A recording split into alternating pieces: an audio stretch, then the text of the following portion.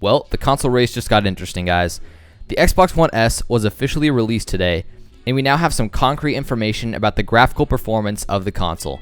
And by the way, when I say today, I mean August 2nd. I don't know when this video is going live, but on August 2nd, it was released, alright? So before we look at its performance, I'd like to point out that this thing is just slightly bigger than the PS4, and I mean slightly. But really, it looks like Microsoft's Hail Mary to try to gain some ground in this generation of consoles. In my opinion, Phil Spencer is gambling on this Project Scorpio thing. That's kind of his vision. But then the rest of Microsoft is saying we need something to compete with the PS4 right now, and I think that's what the Xbox One S is. So let's take a look at the performance of the Xbox One S, and let's see how this thing compares to the PS4. So in terms of GPU clock, from the Xbox One S to the Xbox One, I'm going to look at the comparison of old to new, I guess. The Xbox One S is at 914 megahertz. The Xbox One is at 853 megahertz. Compute performance 1.4 to 1.31. And then ESRAM bandwidth 219, 204.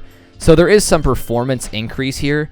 And the bottom line is clear. The new console has better performance than the original Xbox One, but it also has significantly better power efficiency, thanks to some process shrink. But the trade-off is a louder machine, most likely due to the reduced form factor. Yet it's actually not as loud as a PS4.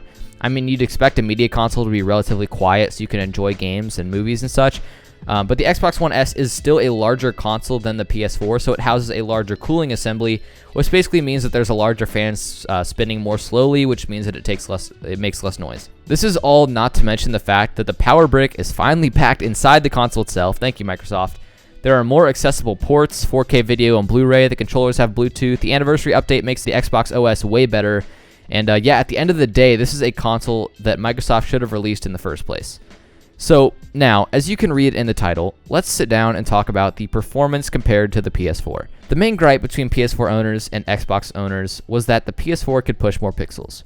While the original Xbox One did some weird like 900p stuff, the PS4 did 1080p on the majority of games that appeared on both consoles. I'd also like to note that there are some games that ran 50 FPS on the Xbox One, but 60 FPS on the PS4, but still a significant chunk of new games are capped at 30 FPS on both consoles, which kind of sucks. I mean, you know, PC Master Race 60 FPS, come on consoles. Anyway guys, the new Xbox One S can now push 1080p like its competitor, and an actual test conducted by the folks at Eurogamer, the Xbox One S gets about 10 FPS more on average than the Xbox One. So it can push as many pixels as a PS4, and it's more power efficient, and it's quieter. Can we say that it's more powerful?